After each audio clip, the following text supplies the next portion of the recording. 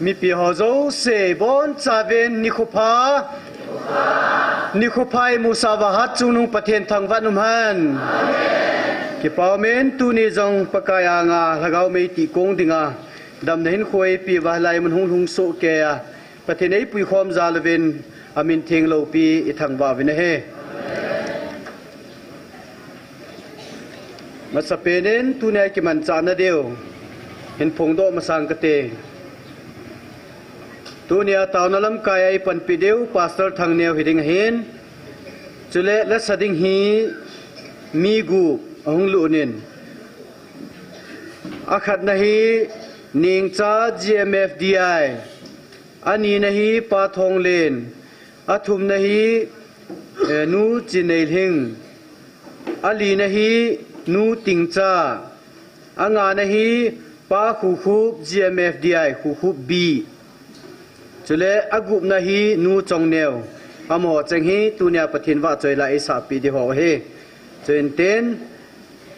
mai cham jong ahongin chule tuni khu a pathin en dam nei pi wa hilai mun ibel thei zalwin ki pa thu le chule e ma ki han do na jong ananeu hi ten chenga dinga chuni taw ding hi cha chun taw na ngai chan huo jong ni kop tha di hin ten taw na mi pi het thedinga taw chai na hi pastor lamcha reverend lamchan ena nei pi devin het sa na kan nei masan ne he mai cham lam gin len zi phalbunga damlo adam theina dinga taw na ngai chat ke ma anu chong neo he che hi zan la a thu punia chu hung lu na hitan tu ni khwa dinga hung ki koi gal kai he ti ni gel do ten kachapa lam zakhu tunin ssc written bolding gohatia chi in damsela huna exam obolna lol hinna achan the nadingin katasan kiba pi nu lepa ulana ho ipau pathin hat chunung koma ei tau pi wo lungsi ta in anu neinu mai cham zakhat to hin chule taw na ngai chat nu nem tin op na em sungil ma jong taw na ngai chat hin chule cha nu vevein kamau nu marsi le kachanu kim nei nengin dam sela daw nei thil han na dinga ina taw naw pathin na sangin chapa khat che anei hontan ki pa mai cham ka hin se me ki e hi cheng chu tu ni jing kala pathin he ngai taw na wa ina kop tha de hin tin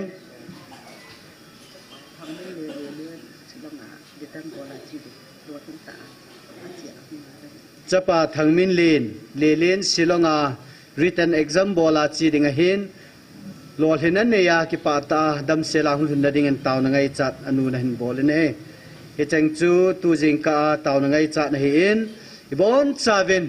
pathininga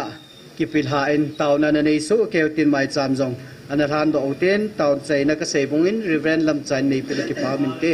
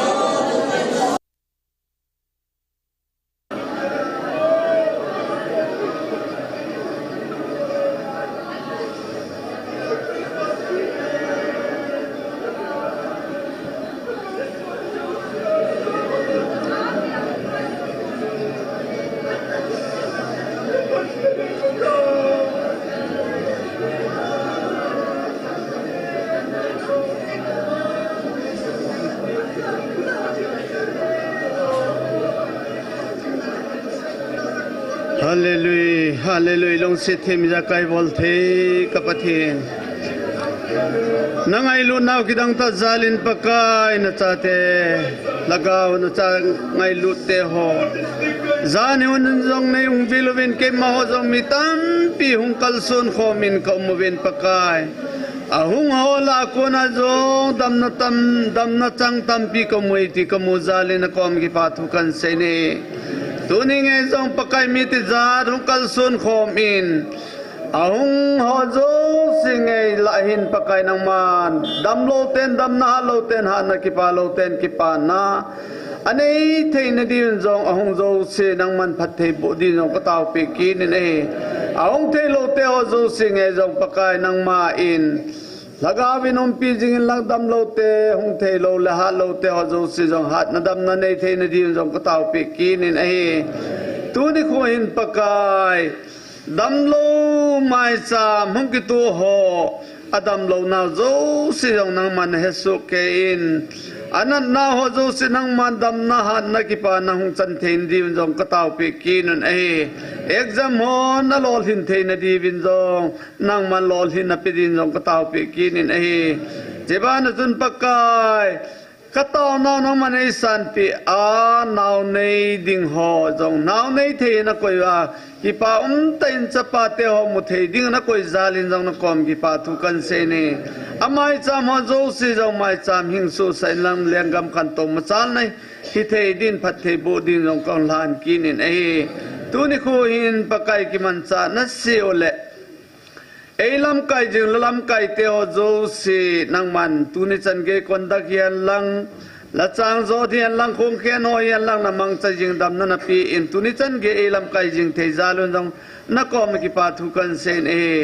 tu sei ding jong nang man na mang cha jing in tu ni kun jong tu sei la sa ho zo si nang man mang chai nang ai te adinga jong ta sa la gaw hal na le ki pa na chang thei din phat thei bo din hát chung nong Nazareth Jesus Christ amin kong tao ai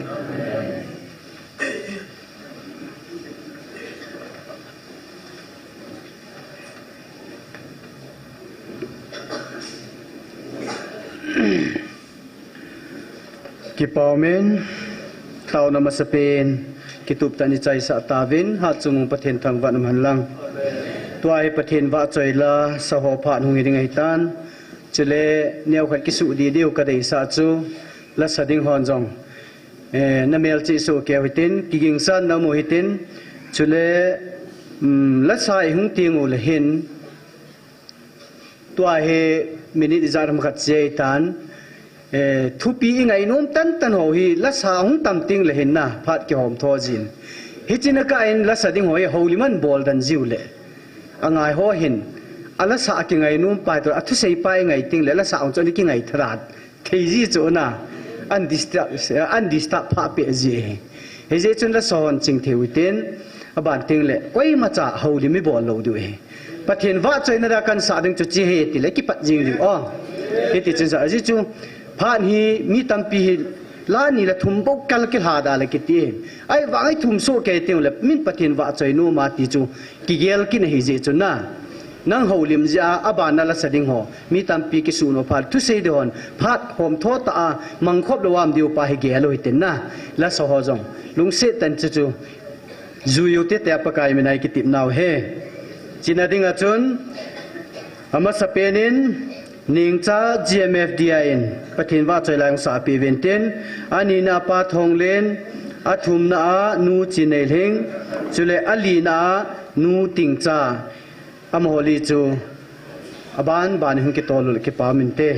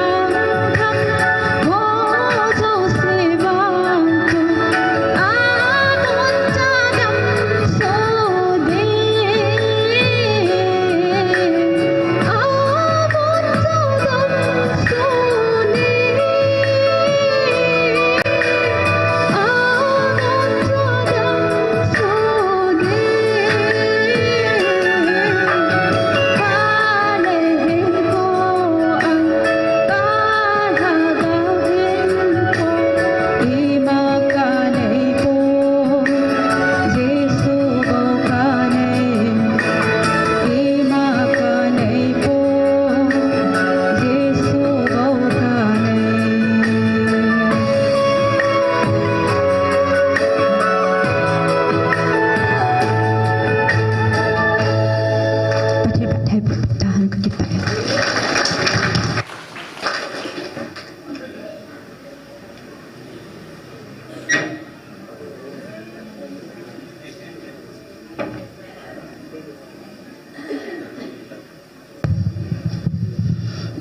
wa chai na dingin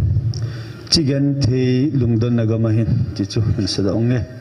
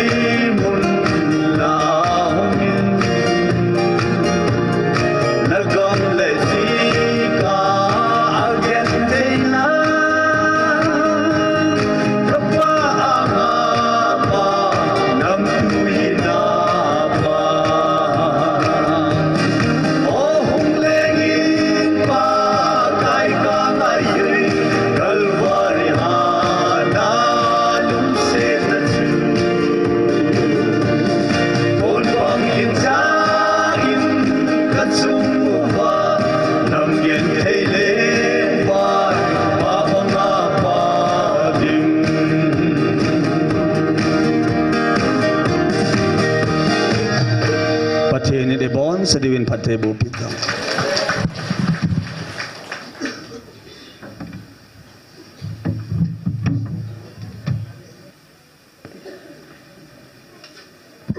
Hallelujah.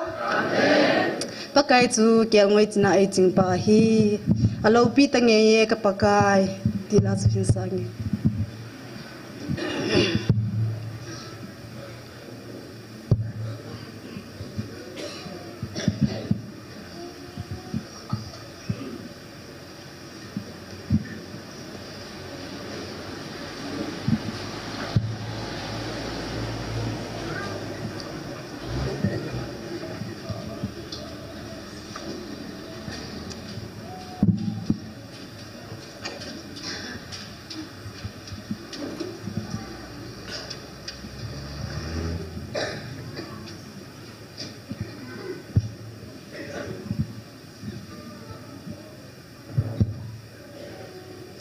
nei pui na ho zo si hi ngai lut na lampi ana hi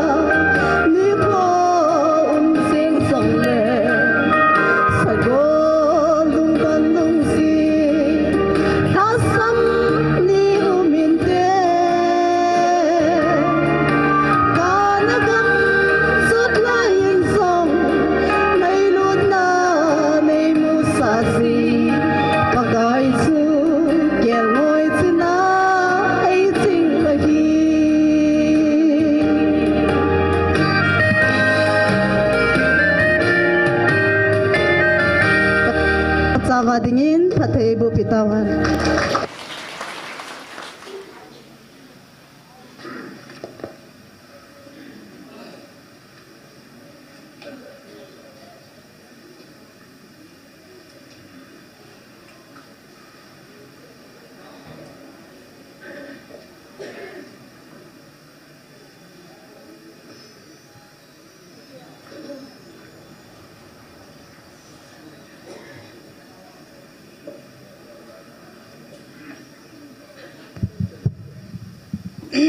bị tiêu hoan à sao thầy thầy in xã họ vô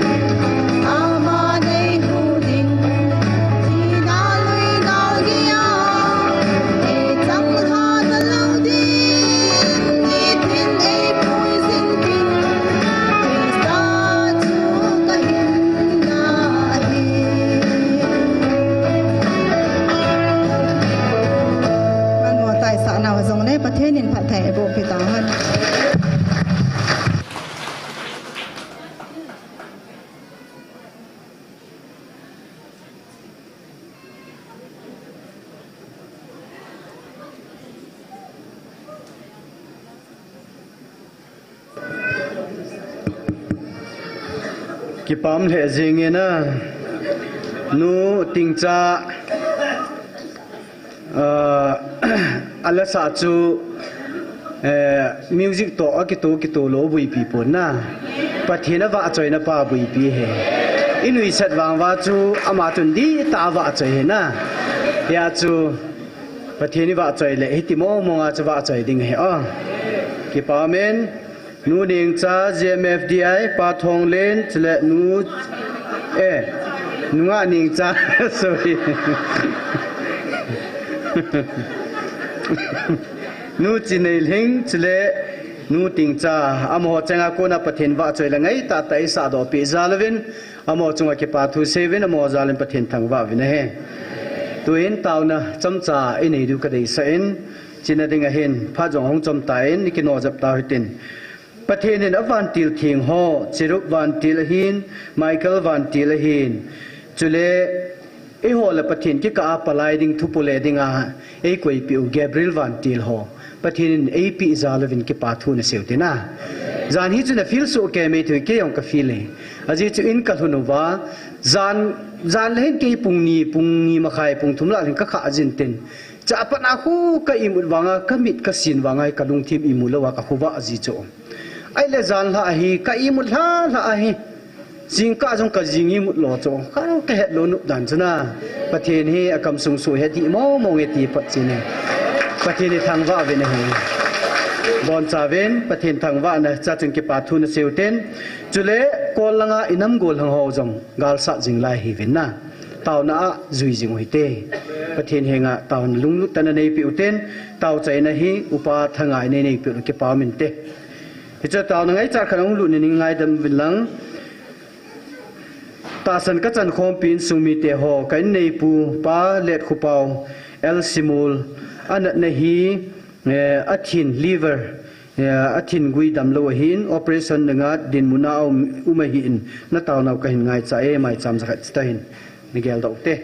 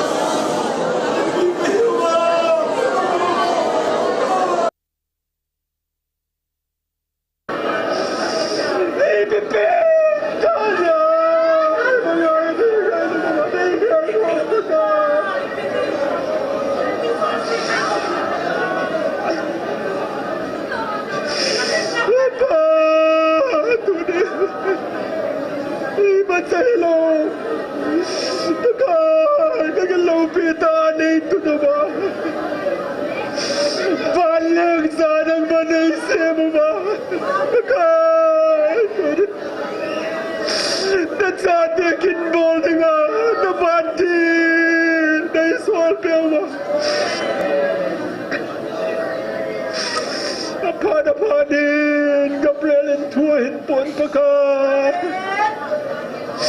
Lagawa kalasap long na David Katsenaw kakalason na Zosheva Pakai Ejing tub dewa Serum Vandil Pakai na nga sawa Van leng sa lupit leng sa nang hindi siya ba Pakai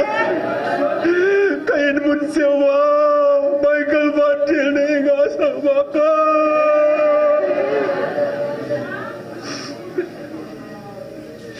kalau piwe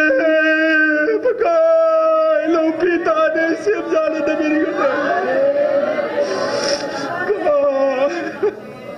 bila sampai ho Acing lo mimol te ho Pakai micing ho zum show dengan tun haleluya demi kita Lagi pacim tai po pa lalu sete paten dunia ada sate lai muna ho na umpi begini bol malanga kasupi ho Pakai gal kamu na Vandil hat pen Michael Vandil naging sonen lang aman sa ho naging mansapin lang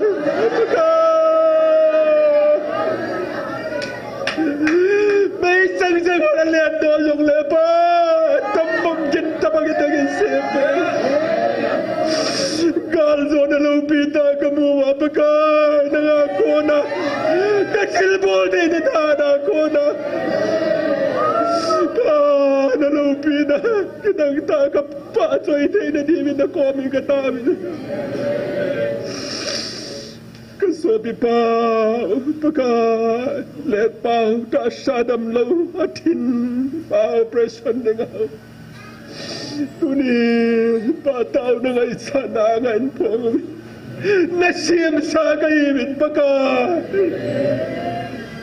natasan dumuliwa na tong tay papatin kayo natin Tuni na sinamlaw pa nasahil pa Tuni naging van ko piyadi nga asan nagod tupi na sila isinata sa adam mo na imasay po Nazit sisyo na tilboli na kitang sulagin lang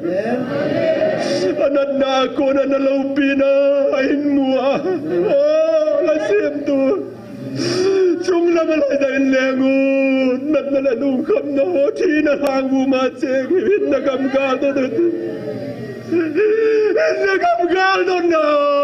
Pagkanan na hotan na ya Damnasan na digil tunin na komen kahintape Lagbitang mana zo siya ng matsang inti akatum na katao na Kasi hila na ingay namin katum kazaza patay na ipo pidiwa Ahing zing hatso nung kapagay ngay ta na Jesu Kristam na koma katao ahi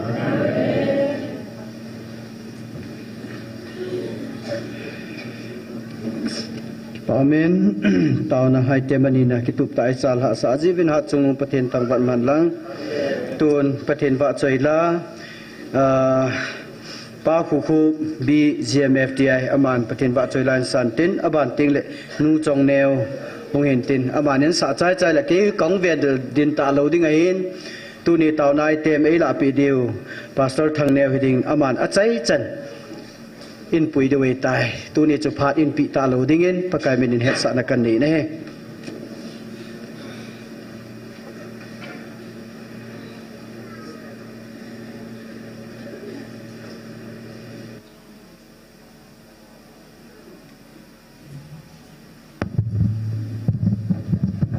hello pakai wa sui ne dingin ni thum le zan thum thing lo lai ham ti su pakai wa sui dingin sang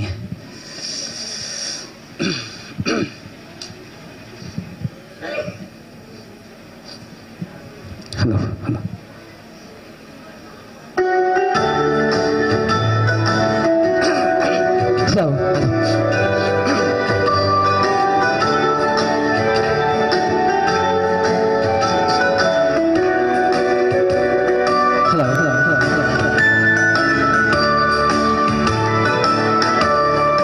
Pagin po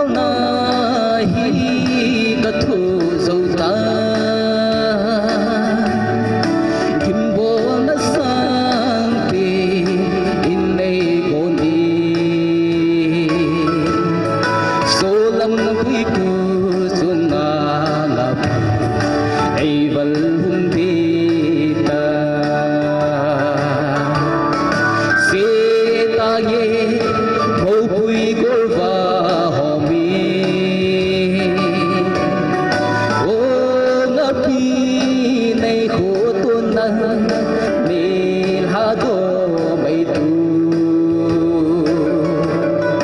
như thum lễ gian thum hình lâu lại hay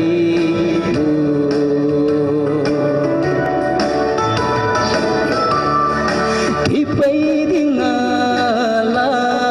ấy phần đi lâu hình đình của dòng lệ tuy khăn lên sung ni đân khai dinh dòng bề lệ hai sầm đinh cai xe ta ye bầu bụi gỗ và hồ mê ô ngã pi này khổ tuôn nắng nên hà đô mấy tu như thum lễ gian thum hình lộ lại hay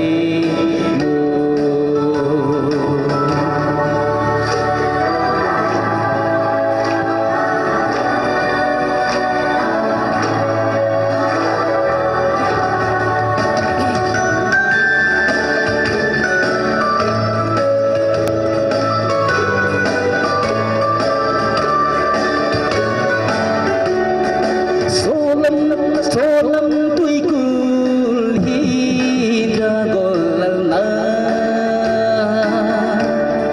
kel moi lam vai te ne ding lo kel moi sing pa hoi lam pa ham hing agop ta nghe bầu bụi gol va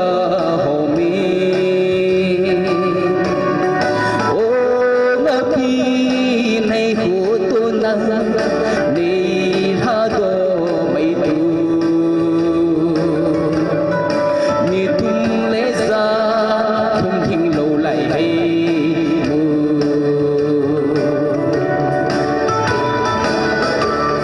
se lung ga hay tai pai lo hin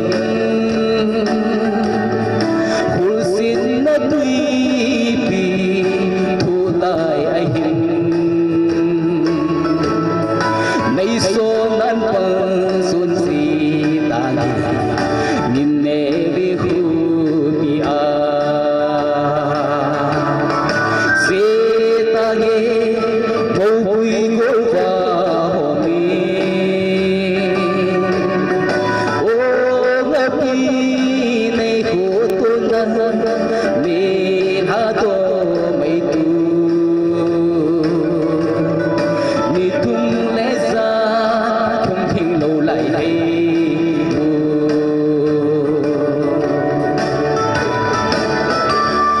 pathinin bon sawading en pathei bu pita hai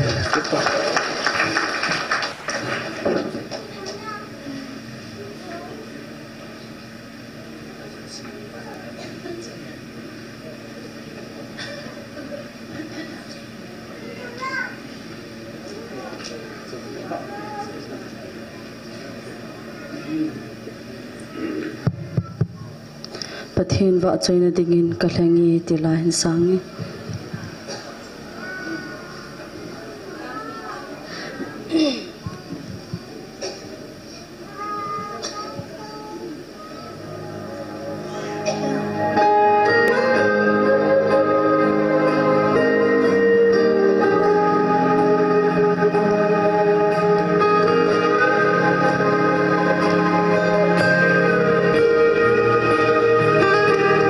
na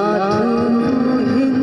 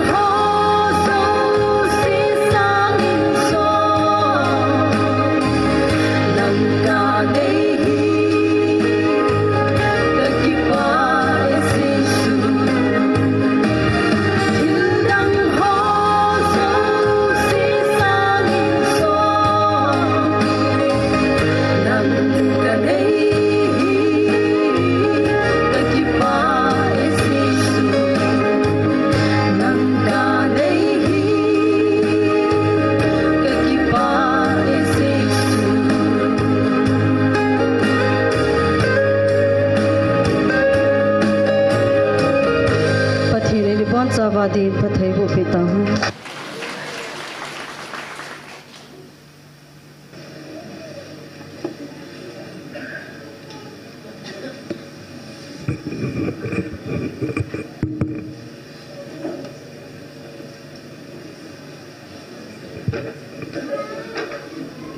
pakai gel dok nain bon vin anakun siutin min singote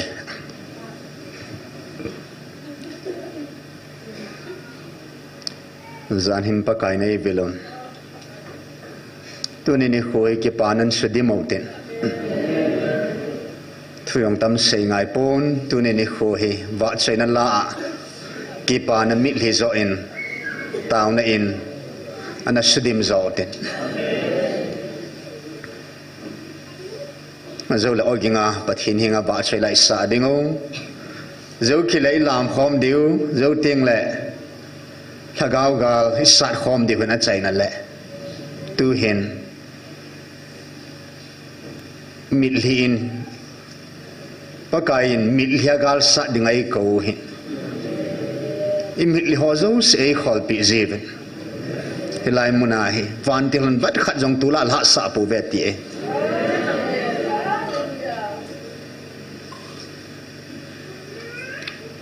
katsanga gare kal heiting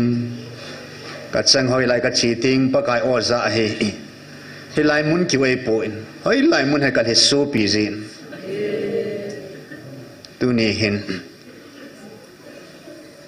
leng Solomon za no mana za lo wo sung pi ka adunga ka dei ba khuno no ne za sanati tu na e hon izza o hi amana na zapoi leng lo pi ta hi wangin nang leke vanuya hausa na zo se nupsa na zo se nup na zo se chi na zo se nei pa Solomon na za lo tu ni nang na za nei kay wang tu chung pathini nam piu ei vilohi au ei za sau kalwala ka kipana ding adang umpo thum di yong ka hedi po au ei za sa kalwala ba kipana ding umpo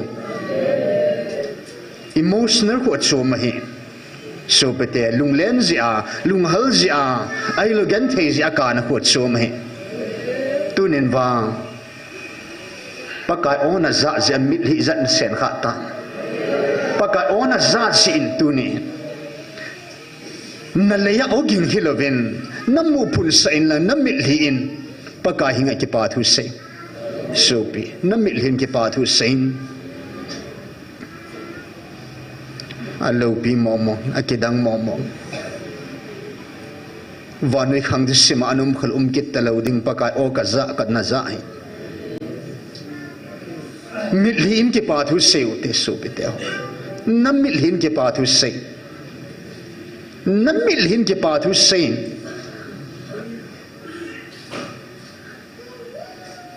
lunggil mu pa hi na lung sunga pakai ona za ki pana pakai na ngai lut nai milhin tu ni kamin zong phung nai po te imilhin seu te supite ga lunggil tan ga lo te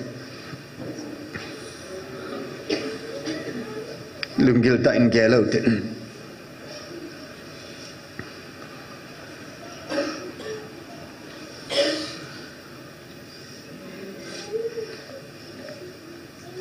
mit mu khalo namuta na za khalo na zakhata sim tila kuna na su khalo tu khang sungai na sui khang som zo la su kit lo ding hi tu e ho khang sungaya na tu na cha khangin zong ki za ta lo ding hin nang khang sungaya pakai na oi za sawi iti ki pa oma iti mantam hita so pite ho pakai o te lo odang zai hel nge ka ti pakai o te lo odang mo mong zai zong ho ka sa ta pu pakai o kalwala ngai no mom po o zaban hi banganu maile amel ki mole iti lo pinanom tadam amun thinga ki khop khoma ama wa chaila sa ban anuk mai le ama ang su amun thing mo ang sunga ama wa chaili chi ti nom ta dem ka chimta ve thima hi leya hi pa ang sung bo ngai ome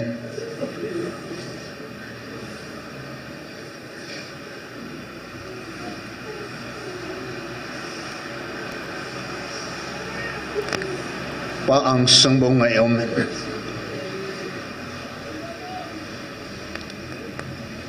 pa ang sung bo ngai ome pakai bu alo pi e pakai bu alo pi e pakai bu alo pi e thil sim lo se ni le ha si ho van til ho mi him zo si chunga lal to na to pa pathin bu alo pi pakai bu alo pi vanui le sit pum pi nei sangin Krista ineve ao izatabe itiki pa omita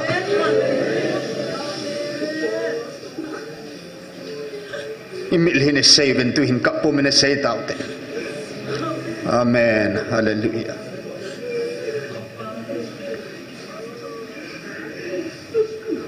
kapo mingi pa tu na say taute service kat na muana ki pa leban dunia pakai ona zahi sunga IS IPS ka lol hina nakipa pum pinakipa pi thele dunia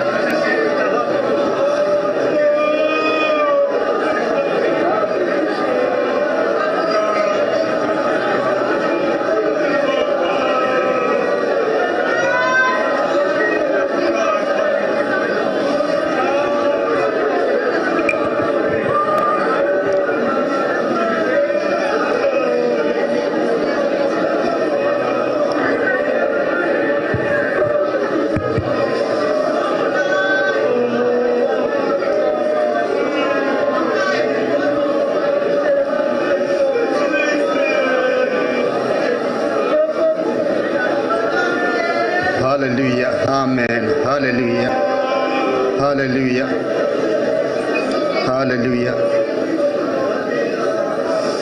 kanulu no kanulu yo Rachel taong na sanga Rachel kana ogin ngai pia nakana tipsata azichu nangma na taong na nakingai pi itai nakana milhi kipana milya kahedo pi tai nati tunin koin natsate mi zathin hagaw mutsi milhi pumpumin kipana mutsi hintu khomin thangwa pumpumin kipathu sein pathin takat sen nang ma ngai lut pathin hingjing pathin ha chung nung nang chung bawa nang kom bawa Nazareth Jesu menin kipathu kan save amen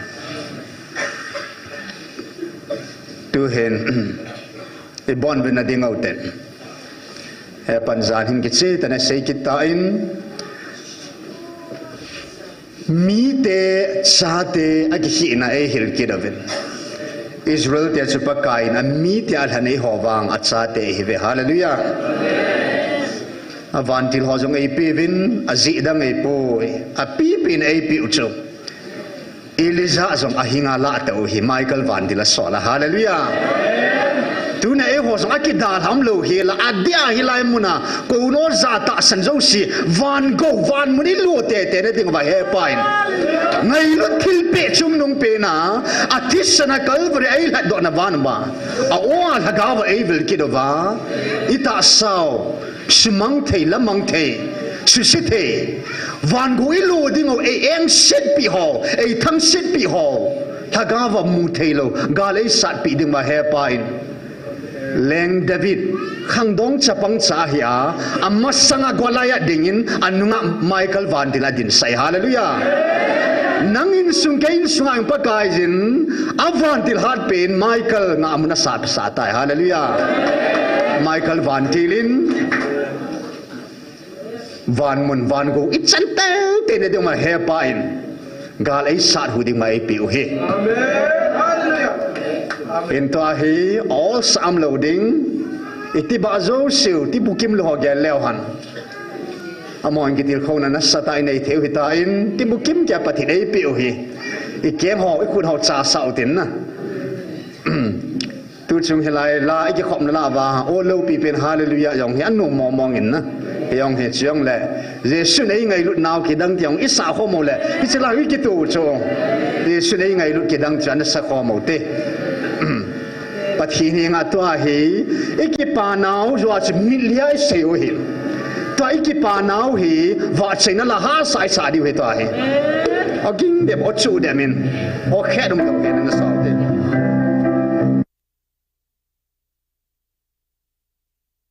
Kambem belin pakai na bang se COVID ate.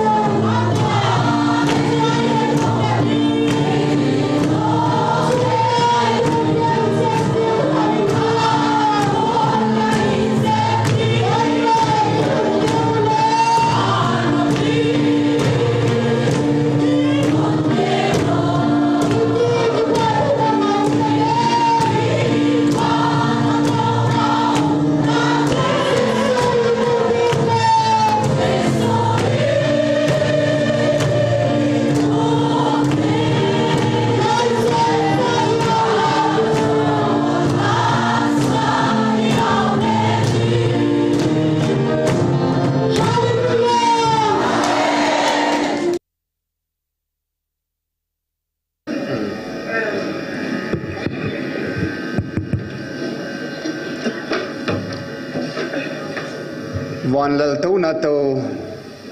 hat sung nung hing jing pakai pathin o za zo sin pakai va chayun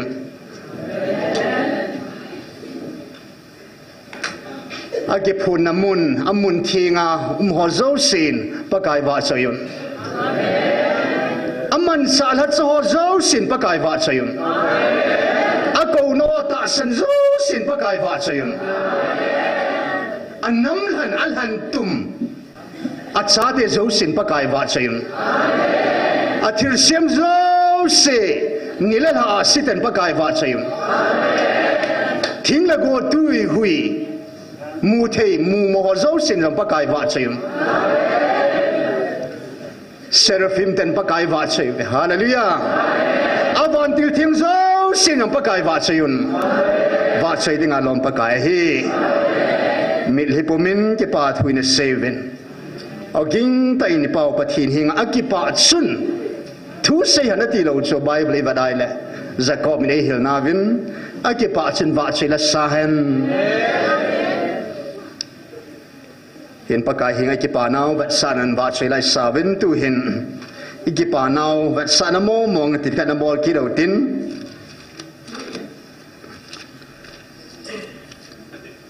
Psalm numbers are som nga athum makai chun wa chain pakai hin sim hange cham gup chat wa chain pakai amun thing phunga pathin wa chayun awan tham zol min thang la ama wa chayun anato min thang ho zin wa chayun sei thailo alo bin zin wa chayun sum kon gin ngai ta thon wa chayun theilem mut le silang da sai ta thon wa chayun lam le khut be ta thon wa chayun tum ging theile kulimut ta thon wa chayun khut be be gin ta thon wa chayun khut be ham la la ta thon wa chayun izakai ahai thei ahai sa thei zo sin pakai wa chayuhan wa chayun pakai hallelujah hallelujah amen amen hallelujah van lal thuna topa van noi gam hitila amun thinga alai lunga ki phung pa pathin thang ba um na hallelujah it's a pathin wa anam dei la den itti la yong la ki sumel ta lo ding hi wo jerusalem mi de ho alung sen chan ju hezingun kalai sagi in hezing nang hallelujah kin wang hilai muna ki phung pa pathin a ota angai lun na o al haga ba ei vil pawi athisana ei hat doa alunga ei hat doa man ei pe ei cha doa tunya hon na thumo mong sei khalo hilai muna alal to na mun thinga ko na asung pia ko na amiza pa ko na ngai lut pathian ngai lut na thu kam sang pot hi sing ngai lut pathian hi ai tin simil po ngai hallelujah tu hen hilai space ne ka hin ong ot vin lang se tan lang na to di hom na no si si lai pa na henu te si si o chu laya hung la mo ven ten adang se sen khut be ham la lai be diu na la lam kai ho zo sen wang ai pa di ven wa na vai hom tai ti kan sa diu mi pi hon khut be ham la la nan be diu la nga oi pi chin lam apin na anu thei zaning nul hei zaning amin ne ta bam nu he nul hei zaning he na mai han lei sela aloi apai ho to hung lam diu hin wangai pe diun wana vai hom tai pathini nga ki pa chai si mo ba tu ne oi za ba o amun thingai koi na helanga pa te yo seng dingin tin aning ninga se se chana anh ninh ninh asi họ chu ding nom ding ten hậu sa puyong ding hano amuna hậu sa puya khut be ham la adin muna lam di he edin mun cheva na edin mun cheva lamo te lai le ei ho pu chon pa chon la lam di ham piti dam ni ve na se mona bole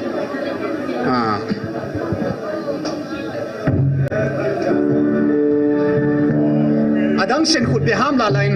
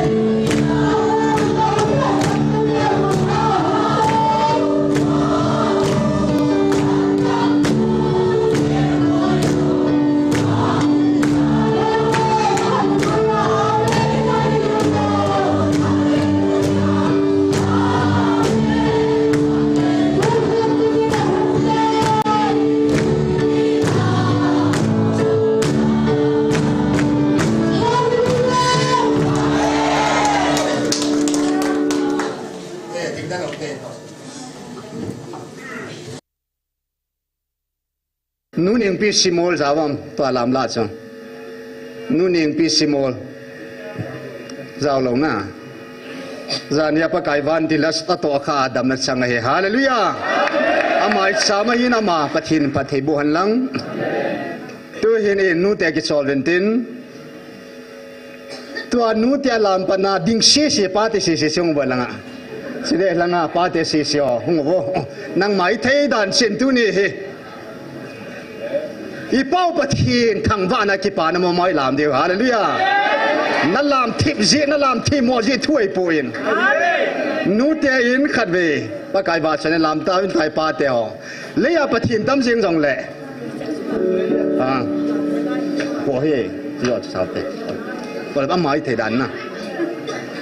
นู่นเอป้าเตลำนี่อาชนะป้าเต็นป้าขัดบูเซนี่เป็นเอ้ยในผู้ทั้งเซน่ะไอ้เป้าจังอัลลัมละว่ากิมโลเดชงเอ้บาบัดปูยองจุงนะอ๋อบาบัดปูยองจุง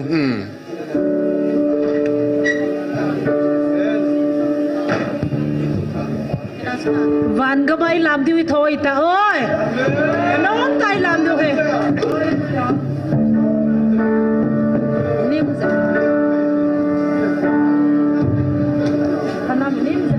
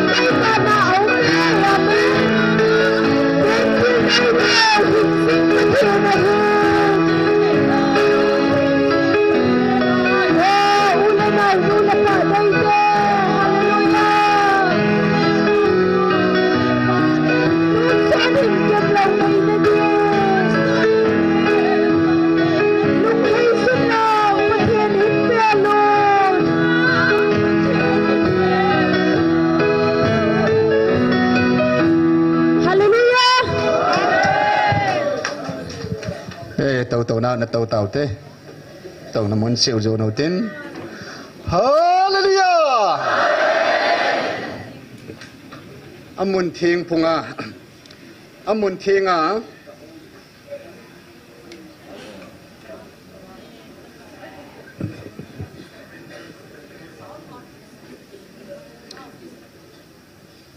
วันที่กิโลชู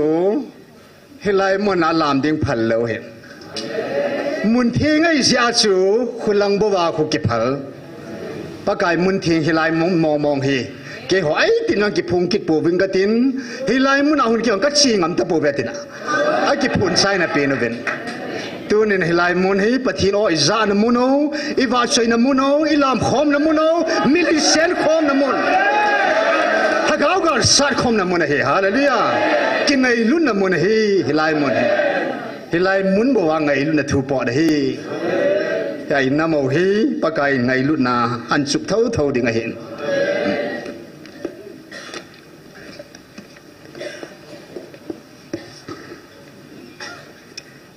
ตัวนี้อัลลัมขลุ่นสุเลนไลซาในเต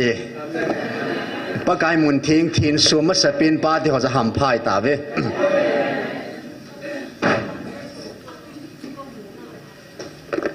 พาดจงเห็นเดียตายดูเห็นถ้าก้าวกาลอินาสัตว์ความดูเห็นดูเห็นปากายยินวันที่ไอ้ปิวจูอินาตูปีไม่ถึงไอ้ปิวปุอาจีนี่ไอ้ปิวเห็นไมเคิลวันที่ล่าเกี่ยมาอินขัดสังขัดหัดจวกสีมเหตุลูซิเฟอร์สังจะปัทเฮียนินไมเคิลจะหัดจวกสีมเหตุฮาเลลูยาเฮซิสลูซิเฟอร์นั่นกี่เฮปูปางินอันเฮปูอินอันเฮโลกอินอามาอินองค์เก็บปัทเฮียนไซน์วันเลตัวนักกุยมันชูเทโลวันเลตัวนักชูนี่ hena ma zong lagawam pada chon se hizin pakain van muna lopi taum pa chu kilit sana ki hoi tho sana le nok na ne phadin pakaisen ki thupi sa momong nei le tin munoi nung pina le sin an no thata na hi hallelujah van muna ka van ti ho la ka van ti ho hop khat sunga thu nei na ka pi etis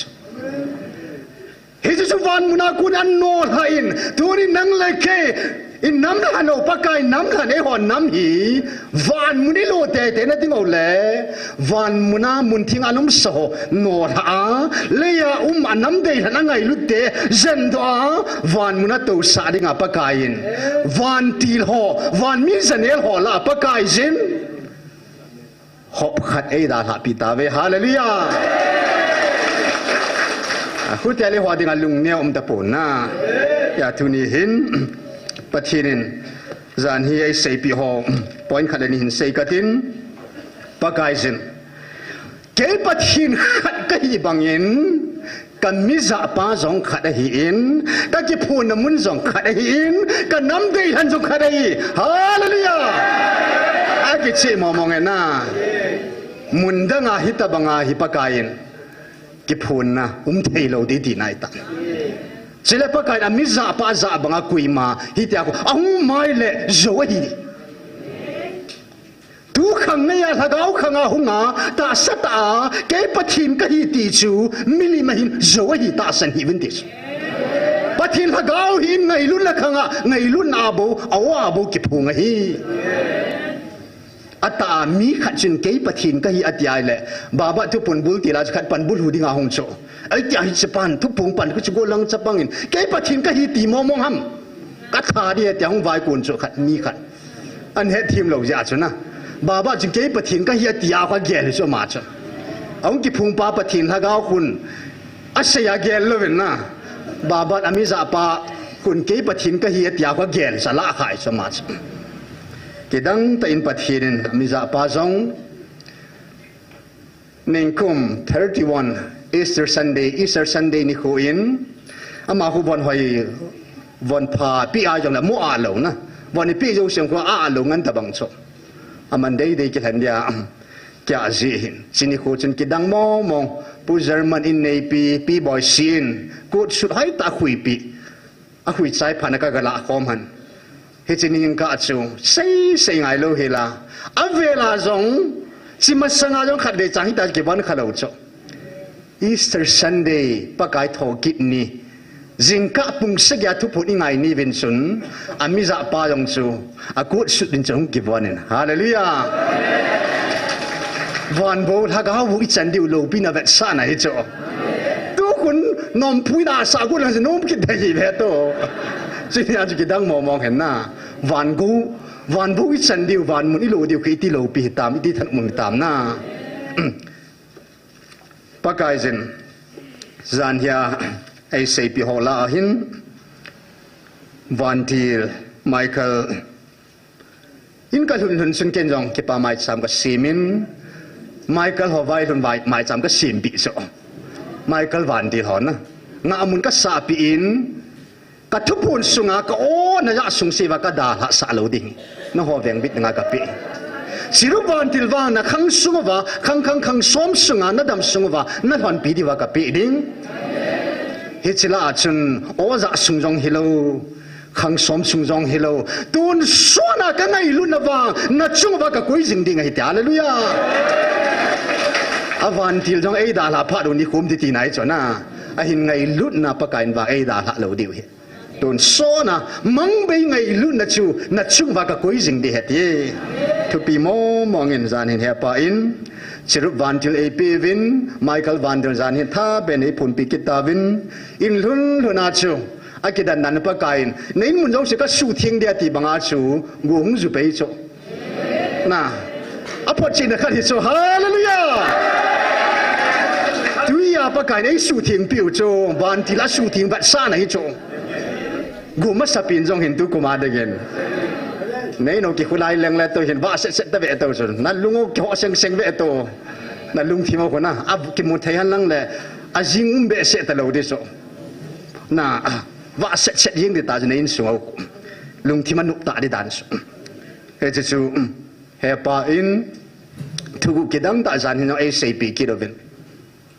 Ibola Bible tu nia ấy vil điều hi azi lo ham eng set pi do thang set pi do sino mok tam wal dia le he pa in Bible an azi lo hi hallelujah ahin la sim tila ko na van le sim sanga ko na pathin program a an pangai tai hallelujah tun in ei phun ha pi ta vin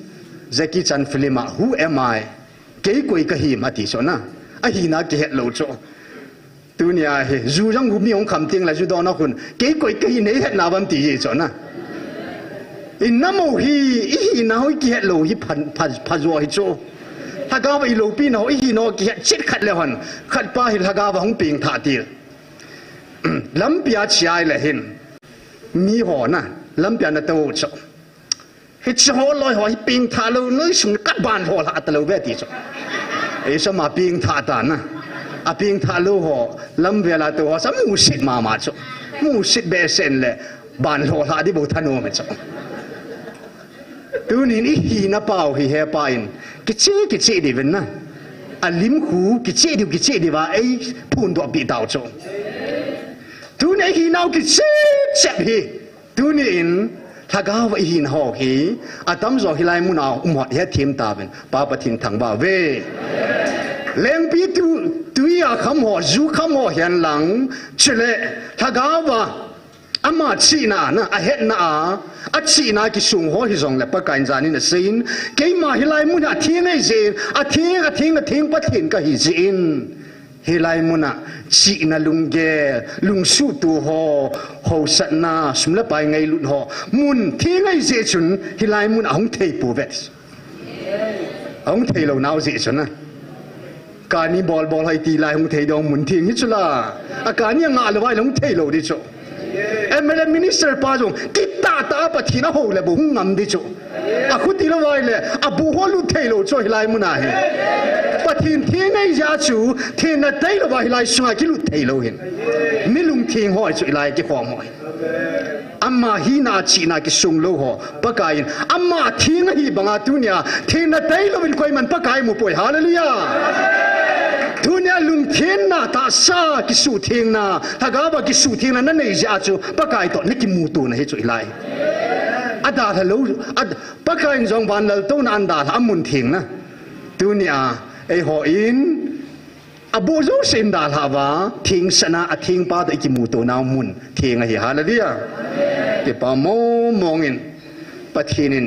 ทุกวิธีนับเป่าฮิปะกายอิ่มน่ะลายนะวันนี้อย่างเห็ดสานายโลหิตีฮิอีฮีนับเป่าฮิตัวนี้ท่าเบนอิมุชีโนวินจานิทุพนาชนชิลาทุปีเป็นเหตุปันอัปปะนั่นแหละใจนั้นวันนี้ตัวนี้ฮิติฮอโซสิวันที่ไมเคิลวันที่ลิปิวสิคิปาอวินัยเลยเหตุปันคิปาน่ะโจ้ควันเสียจีโจ้น่ะอามาอากูนะกิปานหัวจหูเสียจีหัวบังอาชูถ้าก้าวบัวหนัวไว้เลยปะกายมินาสปอตาชูนะกิปาเอาชูปะกายก็มาหัวบ้าเสียมีสมเสียสอลชูนั่นมินาทุกปีว่าถ้าก้าวบัวก็หนัวไว้ละปอดอจันก็ทุวินานุ่งเงถ้าก้าวหัวน่ะทุวานุนสิงกิปาลวินวานะหินนั่นเล็กบัวนั่นมิโนกิจิจอจินกิปาจอวินฮาเลลูยาไมเคิลวันที่เลยปีสิบินจงกิปาเมฮาเลลูยา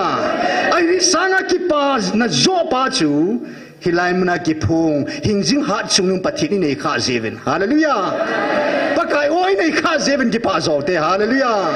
ฮิสางกิปานะดิ่งอมโปอินฮิโจโจเสียงกูนอนนะจูทิลเจดังไงโปยตุนยาเฮไงลุนนาบวาทิลเทฮีปะกันจันนะเซตาอินไมเคิลวันที่เลยปีเทน่าชิรุวันที่ลงกุนโดเทน่าตุเนียโอ้ยจะเทน่าโอตุเนียวันกูรู้ดิ่งปะกันใจหันนะฮออีปีเตไอหัวนัมโบวินโอ้ยจะเทวามอีปีเตไอหัวนัมโบหินตุเนียอัดใจสิโมฮัมทิลเจดังไงปูวันเดลตุนัตูปาชูอามาชูอามินไงลุดปะเทนิจูฮาเลลูยาไงลุดไอเจ้าชูน้อยนุ่งปีนหัวอย่างไงลุดปะเทนี่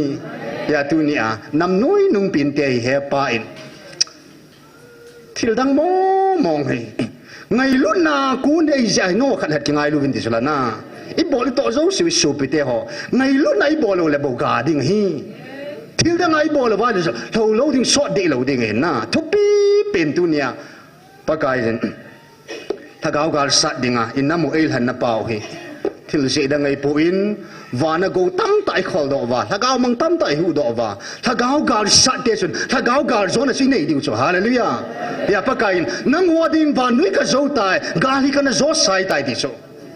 aku tiada gal zopa và nuôi zopa to kiki vokta iti galilal di hom hallelujah hang santa thi chan gaya pakai dengan gal sat diu tha kau mang tam tai hu do diu siva ho ho ko bru ho ho wusu ho ho belzebul ho ho na lai na Allah ho ho pathin dang dang van pathin khat se hingjing pathin tailo pathin dang ho zo se tha kau se ho i mat diu hu do diu hi cho pathin di tai ho sa diu hi se dinga pakai van go van mun loading van go loading sa te hi je ba che he pain tunya thagau gar sa dingai ko hi ipisinam email ma pau zong a hen tom ta in imaiwa an ki pun sa ta in chat thailovin ipawen a hen tai aku tia le ho nam I bolai ho in ila sam diu ham ilung neu diu ham na gal so na chupakain ei pe sau hi in ya ha ta hang ta gal von thu pi pen ta san ngai lut om pho ji ki ku jing ven tin po le na ngai lut na gal von hi ngai lut gal von hi ikivon jing de go ta san na om pho hi te ni hei pang lo hi la hi idam sungwa van til ei pe ho chu van til nom pi jing na dinga a thing lo dom khom thei lo cham ho chu na thin ngai ta chuna van til hon pathin lagau thing ho chun na an to theina dinga van til thing ho chun ngai lu na ni ngai chu ngai lu na na toy la man nan ki thu pi di chu ki thu pi theilo a van til lagun samta ki thu pi theilo wa nom kha ki dai la na dia bor zo mun no kha ki dai la chun nan pan pi thei kit lo di chu ai sama abu to mo mong khom theilo hin tin na ya pakain thupun bula chana sein ata san lu ho hi na chungowa hin van til gilwan tha ani na lai dis van til gilwan tha ka ni na lai ve ata san lu ho chung atis cha umam ho le ata san ho chung awang van til pakai na koi ta allo na ji momong ka heta po ve ata san lu ho wang chu amang win zong ka subui ji ven na nu ma chol du di ong chu chol du thelawin ka koi ji ve ati ve in tu ni hin ei ho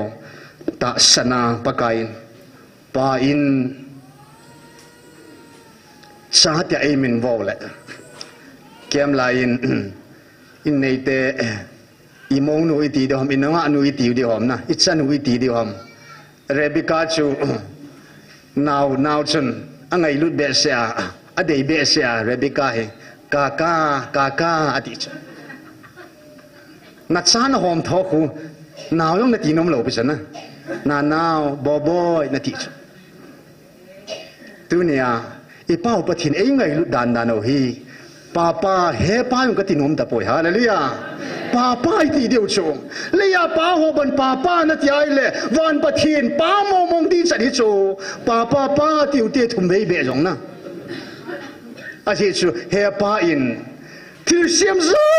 se nam zo se mi hem zo se kita bang awa za sa umpu in koi ma hi he pa in atuma awa katsa ati umpu hallelujah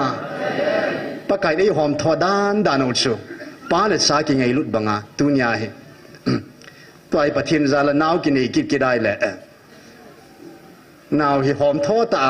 na yong ta ka ku gut lo cha tia ku ding ka ti ta I pau se papa hi vai le papa ding ai hoi cha yu chu hallelujah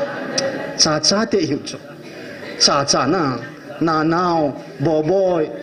he pa dinga cha mong cha hi na di chen na khat ve se cha lo chu cha yu chu he lo ha mo he pa ni hom tho da no hi cha sang a jong niam zon lai di chu ai ngai lu de pau ko na akama hil se thei ding thu hi le na hi chan gya chu I pa ven ai ngai lu do hin pen tu hin pakai mina dingoten hagawa khabin sa kharumote dingoten Yesu pakain sirup lai pitavin Michael Vanti lai pitavin dunia inam sungwa igam sungwa mutimum na lai ho ho zo se hi satan kulpi ho ata san lu ho chungan na tong theina lai ho na hesi ekido piul hagaw kilo eng si ho zo se ki bot piding pakain Vanti lai piu hitan mutim gam salva ma satan kulpi yo se nam sumai gam sungwa I ho bungowa in sungwa Isa teo sunga, isi teo sunga, satanin pan satane ho, satan mun ot na lai ho, satanin nga mun asa na lai ho na, tam taom na lai so. Ay lata san ho wang pakain, Vantil Michael nga mun esa pitav, gal ka ding hiu so. He duni hin, hang santay hin samoten na. Akan na hin, satan kulpit simhan, kan tiding nang hon. Amen na ti diu na kin amen ka tiai le satan kulpi chim han nan ti diu he na satan kulpi chim han amen satan kulpi chim han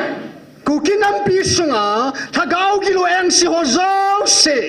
atto gono pakai je sumin thonan amen pakai je sumin thonan ti bo samkit bo no Amen. Hallelujah. Jericho kulpit simhan. Amen. Babylon kulpit simhan. Amen. Mit singo de tuhin. Mit singo de tuhin lung setan. Kut lang nin damote. Email mapau.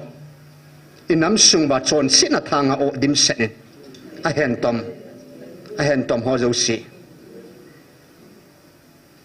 pakai minin hang tain thu pikit otin Jesus Christianin suglamen umentiut Amen Nazareth Jesus Christa tisan wangin kan suglamove son sitanga o ho zo si Krista tisan wangin kain sulhamove Nazareth Jesu menen kanam pumpiu Krista tisan kong kisel guve e bonavin nampumpi Krista tisan ka kisel guve tiute 1 2 3 Amen hallelujah Tuhan kuhua ho kuhua halut ho zo se pakai ban zetsun pakai ban tha na wangin kai ding kai do han iti deu ho to hin kuhua halut ho zo se pakai sumenen pakai ban tha na in kai do han hallelujah hallelujah muthimam ho zo se inam sungba pakai sumenen muthim ho zo si ki ho han tiute 1 2 3 pakai sumenen muthim ki ho han hallelujah amen hallelujah hallelujah declare body he pakai mana claim me body he na ap sauta chi he pain gal zona ap sauta pathin sapa ka hi tiute nu me hon pathin sanu ka hi tiu hallelujah pathin sapa ka pathin sapa ka hi anina pathin oza ka hi sai ki dote van go loading pathin sa ka hi ki dote hallelujah amen van til gilo hilai ta chu cha yang sit na chuna we ka bal thum dam mi amam gel momong taw su pite ho gel momong taw na to muna mi khat nang na kinol ha mi khat hung ki to sa ding na analin sa niao cha na ki su chu ha momong di chu ya cha lu thei lo amin yong chu ha gao gilo mc ki kal khal che ho pa we agil na chuna ha gao gilo mc chu hi chu ne mc pitchman van gam na lut di chu ya hilai muna counseling a hong ding ho za kham jiu hin na hung thei lo wa hen ziu hi hen tu ni in nam pum piu van mu chan thei na ding wa ei hen o ho zo siu na ei hen o ho zo siu hi tu nang mai thei dan sin na ha tan hang ta in pakai thi san le pakai minin ki sungin satan kulpi chimhan inam sungba bandil gilo eng sin to ho zo si chimhan thon han ti in pakai han na sungin ei mai ma chin na i thei dan sin hang ta in samau ten na pakai min thu piu tin thagau gilo na to ho zo si nam sungba abe na ding thu piu ten na thui pe zo diu he tu nya he pathin thui pe diu he loven bandil gilo thagau gilo muthim na to ho zo si chuna abe na ding a thui pe diu chule tu nya ding a kin tau chai na kan nei di te hallelujah thum be sam kho mo te 1 2 3 hallelujah hallelujah hallelujah amen hallelujah na je shumen thu ka pe in sunga mimala hobunga kusunga thang sunga amulal hanga pathin sa de sboi lo pathin sa de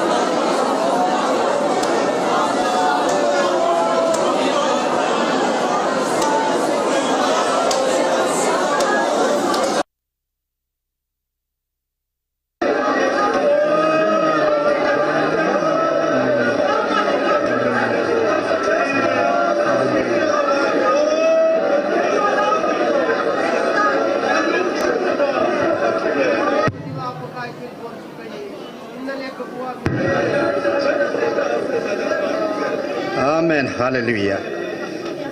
Amen. Hallelujah. In sungkhat ke do na.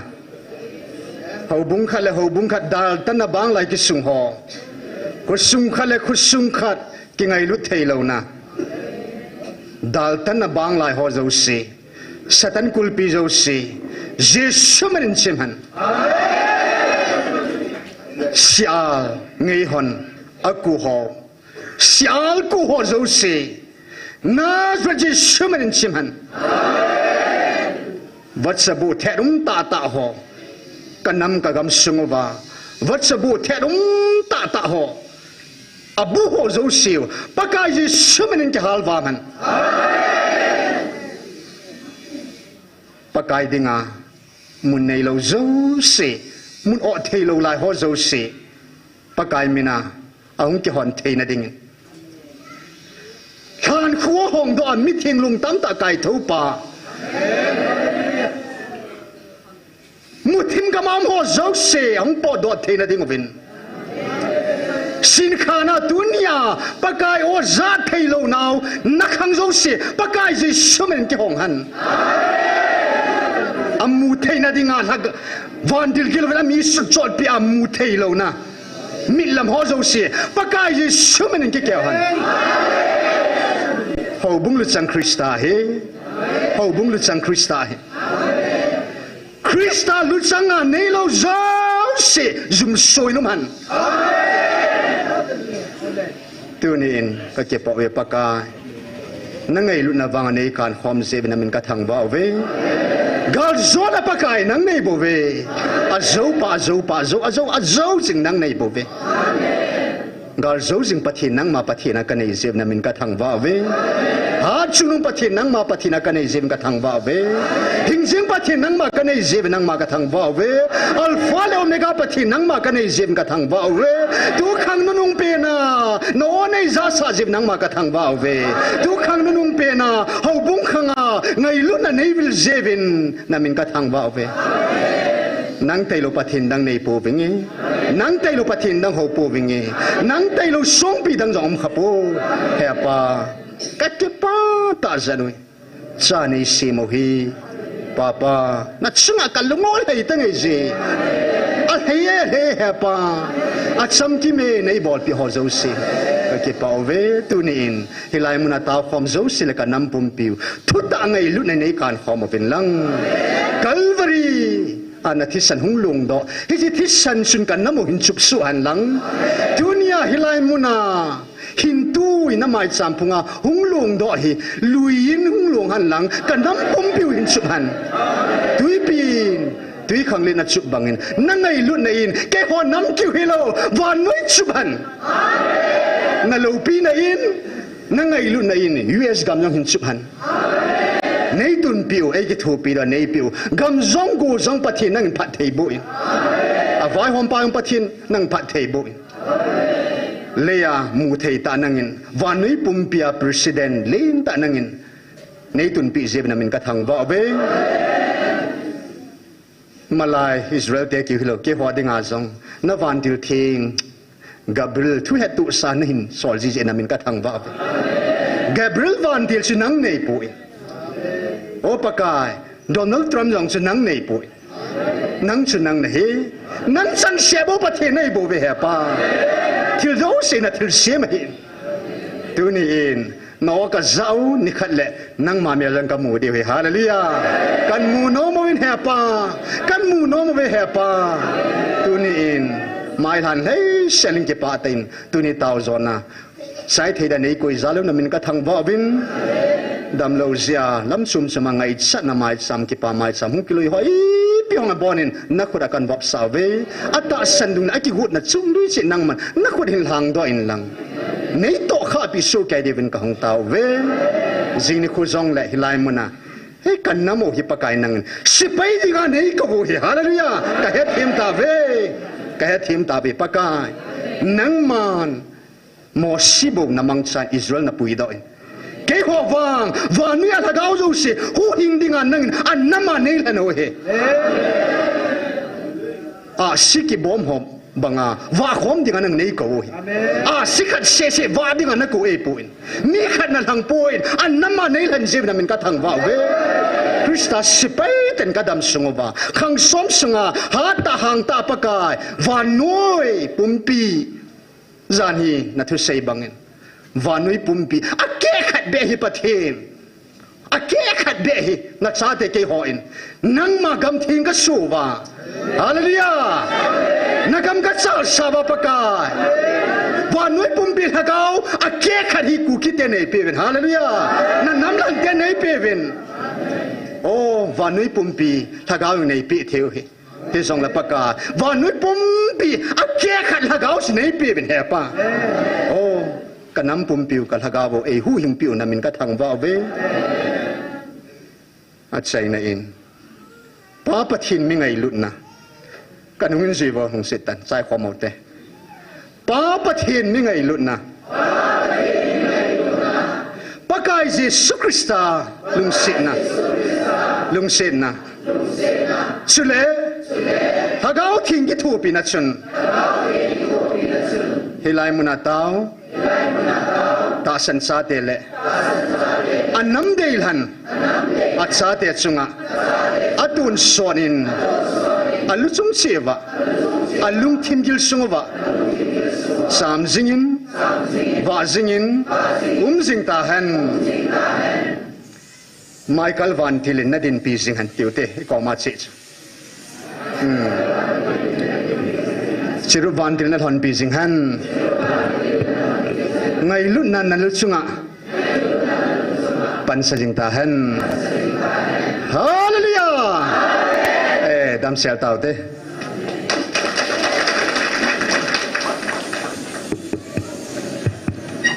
mi pi te ho jingle counseling dinga hin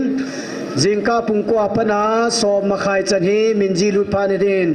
a jaw lo lai zo se jong pakai mena jaw ding in ki te mu din he